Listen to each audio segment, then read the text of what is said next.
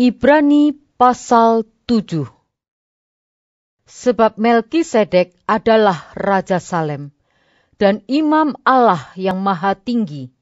Ia pergi menyongsong Abraham ketika Abraham kembali dari mengalahkan raja-raja dan memberkati dia.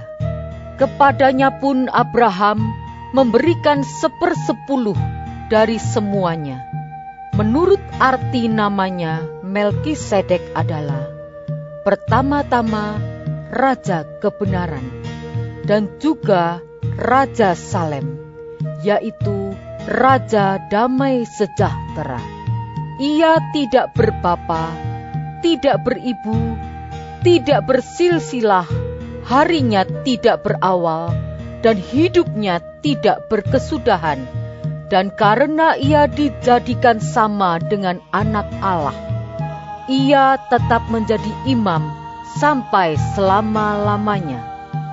Camkanlah betapa besarnya orang itu yang kepadanya Abraham bapa leluhur kita memberikan 1/10 dari segala rampasan yang paling baik. Dan mereka dari anak-anak Lewi yang menerima jabatan imam mendapat tugas menurut hukum Taurat untuk memungut 10% dari umat Israel, yaitu dari saudara-saudara mereka, sekalipun mereka ini juga adalah keturunan Abraham. Tetapi Melkisedek yang bukan keturunan mereka memungut 10% dari Abraham dan memberkati dia, walaupun ia adalah pemilik janji.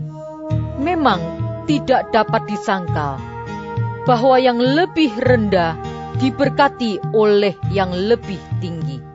Dan di sini manusia-manusia fana menerima 10%, dan di sana ia yang tentang dia diberi kesaksian bahwa ia hidup. Maka dapatlah dikatakan bahwa dengan perantaraan Abraham dipungut juga 10% dari Lewi yang berhak menerima 10%, sebab ia masih berada dalam tubuh bapa leluhurnya ketika Melkisedek menyongsong bapa leluhurnya itu. Karena itu, andai kata oleh imamat Lewi telah tercapai kesempurnaan.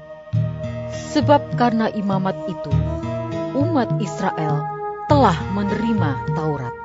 Apakah sebabnya masih perlu seorang lain ditetapkan menjadi imam besar menurut peraturan Melkisedek, dan yang tentang dia tidak dikatakan menurut peraturan Harun? Sebab jikalau imamat berubah, dengan sendirinya akan berubah pula hukum Taurat itu. Sebab ia yang dimaksudkan di sini termasuk suku lain. Dari suku ini tidak ada seorang pun yang pernah melayani di Mezbah. Sebab telah diketahui semua orang bahwa Tuhan kita berasal dari suku Yehuda, dan mengenai suku itu Musa tidak pernah mengatakan suatu apapun tentang imam-imam, dan hal itu jauh lebih nyata lagi jikalau ditetapkan seorang imam lain menurut cara Melkisedek, yang menjadi imam bukan berdasarkan peraturan-peraturan manusia, tetapi berdasarkan hidup yang tidak dapat binasa. Sebab tentang dia diberi kesaksian, engkau adalah imam untuk selama-lamanya, menurut peraturan Melkisedek. Memang suatu hukum yang dikeluarkan dahulu dibatalkan kalau hukum itu tidak mempunyai kekuatan, dan karena itu tidak berguna. Sebab hukum Taurat sama sekali tidak membawa kesempurnaan, tetapi sekarang ditimbulkan pengharapan yang lebih baik, yang mendekatkan kita kepada Allah. Dan sama seperti hal ini tidak terjadi tanpa sumpah. Memang mereka telah menjadi imam tanpa sumpah, tetapi ia dengan sumpah diucapkan oleh Dia yang berfirman kepadanya.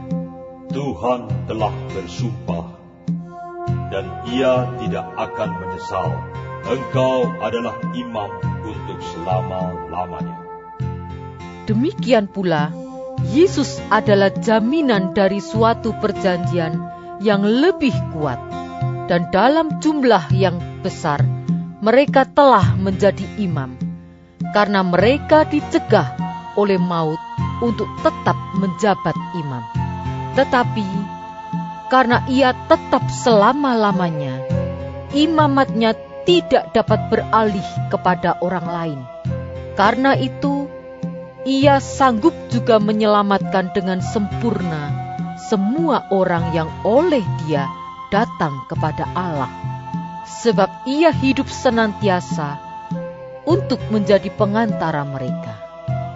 Sebab imam besar yang demikianlah yang kita perlukan, yaitu yang saleh, tanpa salah, tanpa noda, yang terpisah dari orang-orang berdosa, dan lebih tinggi daripada tingkat-tingkat surga, yang tidak seperti imam-imam besar lain, yang setiap hari harus mempersembahkan korban untuk dosanya sendiri, dan sesudah itu barulah untuk dosa umatnya. Sebab hal itu telah dilakukannya satu kali untuk selama-lamanya, ketika ia mempersembahkan dirinya sendiri sebagai korban. Sebab hukum Taurat menetapkan orang-orang yang diliputi kelemahan menjadi imam besar. Tetapi sumpah yang diucapkan kemudian daripada hukum Taurat menetapkan anak yang telah menjadi sempurna sampai selama-lamanya. Ibrani pasal 8. Inti segala yang kita bicarakan itu ialah kita mempunyai imam besar yang demikian, yang duduk di sebelah kanan tahta yang maha besar di sorga, dan yang melayani ibadah di tempat kudus, yaitu di dalam kemah sejati, yang didirikan oleh Tuhan dan bukan oleh manusia. Sebab setiap imam besar ditetapkan untuk mempersembahkan korban dan persembahan, dan karena itu Yesus perlu mempunyai sesuatu untuk dipersembahkan. Sekiranya ia di bumi ini, ia sama sekali tidak akan menjadi imam, karena di sini telah ada orang-orang yang mempersembahkan persembahan menurut hukum Taurat. Pelayanan mereka adalah gambaran dan bayangan dari apa yang ada di sorga, sama seperti yang diberitahukan kepada Musa ketika ia hendak mendirikan kemah. Ingatlah, demikian firman-Nya, bahwa engkau membuat semuanya itu menurut contoh yang telah ditunjukkan kepadamu di atas gunung itu. Tetapi sekarang ia telah mendapat suatu pelayanan yang jauh lebih agung, karena ia menjadi pengantara dari perjanjian yang lebih mulia, yang didasarkan atas janji yang lebih tinggi. Sebab sekiranya perjanjian yang pertama itu tidak bercacat, tidak akan dicari lagi tempat untuk yang kedua. Sebab ia menegur mereka ketika ia berkata, Sesungguhnya akan datang waktunya, demikianlah firman Tuhan, Aku akan mengadakan perjanjian baru dengan kaum Israel dan dengan kaum Yehuda, bukan seperti perjanjian yang telah kuadakan dengan nenek moyang mereka pada waktu aku memegang tangan mereka untuk membawa mereka keluar dari tanah Mesir. Sebab mereka tidak setia kepada perjanjianku, dan aku menolak mereka. Demikian firman Tuhan. Maka inilah perjanjian yang kuadakan dengan kaum Israel sesudah waktu itu. Demikianlah firman Tuhan. Aku akan menaruh hukumku dalam akal budi mereka, dan menuliskannya dalam hati mereka. Maka aku akan menjadi Allah mereka, dan mereka akan menjadi umatku.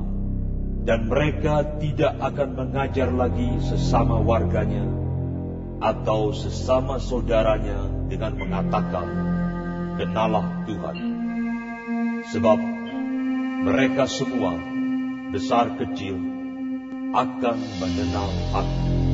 Sebab aku akan menaruh belas kasihan terhadap kesalahan mereka, dan tidak lagi mengingat dosa-dosa mereka. Oleh karena ia berkata-kata tentang perjanjian yang baru, ia menyatakan yang pertama sebagai perjanjian yang telah menjadi tua. Dan apa yang telah menjadi tua dan usang telah dekat kepada kemusnahannya. Ibrani pasal 9. Memang, perjanjian yang pertama juga mempunyai peraturan-peraturan untuk ibadah dan untuk tempat kudus buatan tangan manusia. Sebab ada dipersiapkan suatu kemah, yaitu bagian yang paling depan, dan di situ terdapat kaki dian dan meja dengan roti sajian. Bagian ini disebut tempat yang kudus. Di belakang tirai yang kedua, terdapat suatu kemah lagi yang disebut tempat yang maha kudus. Di situ terdapat mezbah pembakaran ukupan dari emas, dan tabut perjanjian yang seluruhnya disalut dengan emas. Di dalam tabut perjanjian itu tersimpan buli-buli emas berisi mana, tongkat Harun yang pernah bertunas, dan loh-loh batu yang bertuliskan perjanjian, dan di atasnya kedua kerub kemuliaan yang menaungi tutup pendamaian. Tetapi hal ini tidak dapat kita bicarakan sekarang secara terperinci. Demikianlah caranya tempat yang kudus itu diatur. Maka imam-imam senantiasa masuk ke dalam kemah yang paling depan itu untuk melakukan ibadah mereka. Tetapi ke dalam kemah yang kedua, hanya imam besar saja yang masuk sekali setahun, dan harus dengan darah yang ia persembahkan karena dirinya sendiri dan karena pelanggaran-pelanggaran yang dibuat oleh umatnya dengan tidak sadar. Dengan ini Roh Kudus menyatakan bahwa jalan ke tempat yang kudus itu belum terbuka selama kemah yang pertama itu masih ada. Itu adalah kiasan masa sekarang. Sesuai dengan itu, dipersembahkan korban dan persembahan yang tidak dapat menyempurnakan mereka yang mempersembahkannya menurut hati nurani mereka, karena semuanya itu, di samping makanan, minuman, dan pelbagai macam pembasuhan, hanyalah peraturan-peraturan untuk hidup insani yang hanya berlaku sampai tibanya waktu pembaharuan. Tetapi Kristus telah datang sebagai imam besar untuk hal-hal yang baik yang akan datang. Ia telah melintasi kemah yang lebih besar dan yang lebih sempurna, yang bukan dibuat oleh tangan manusia, artinya yang tidak termasuk ciptaan ini. Dan ia telah masuk satu kali untuk selama-lamanya ke dalam tempat yang kudus, bukan dengan membawa darah domba jantan dan darah anak lembu, tetapi dengan membawa darahnya sendiri. Dan dengan itu, ia telah mendapat kelepasan yang kekal. Sebab, jika darah domba jantan dan darah lembu jantan dan percikan abu lembu muda menguduskan mereka yang najis, sehingga mereka disucikan secara lahiriah. Betapa lebihnya darah Kristus yang oleh Roh yang kekal telah mempersembahkan dirinya sendiri kepada Allah sebagai persembahan yang tak bercacat, akan menyucikan hati nurani kita dari perbuatan-perbuatan yang sia-sia, supaya kita dapat beribadah kepada Allah yang hidup.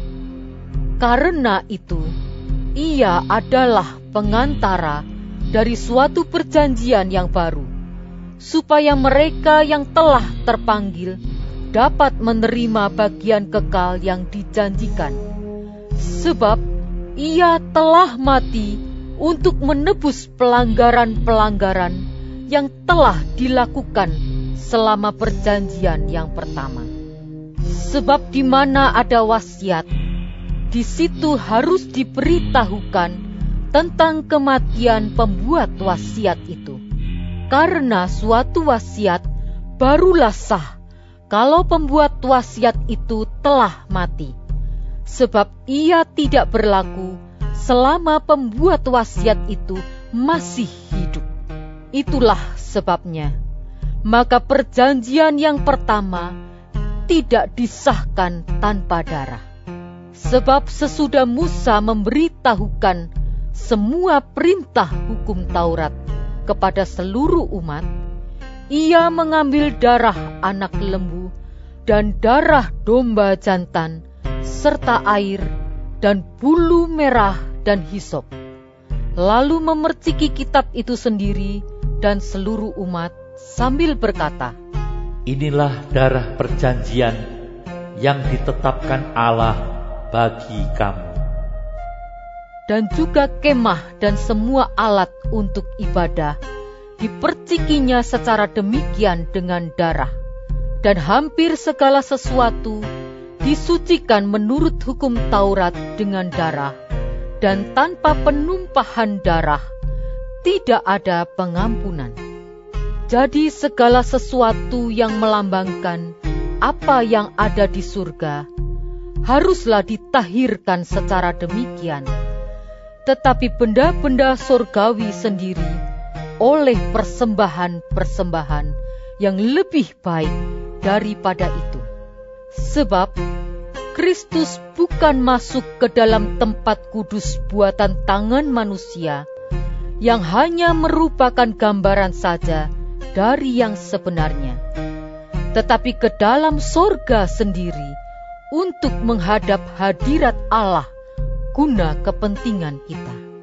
Dan ia bukan masuk untuk berulang-ulang mempersembahkan dirinya sendiri, sebagaimana imam besar setiap tahun masuk ke dalam tempat kudus dengan darah yang bukan darahnya sendiri.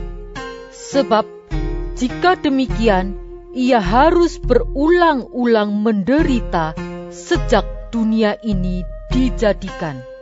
Tetapi sekarang ia hanya satu kali saja menyatakan dirinya pada zaman akhir untuk menghapuskan dosa oleh korbannya. Dan sama seperti manusia ditetapkan untuk mati hanya satu kali saja, dan sesudah itu dihakimi, demikian pula Kristus hanya satu kali saja mengorbankan dirinya untuk menanggung dosa banyak orang. Sesudah itu, ia akan menyatakan dirinya sekali lagi tanpa menanggung dosa untuk menganugerahkan keselamatan kepada mereka yang menantikan Dia.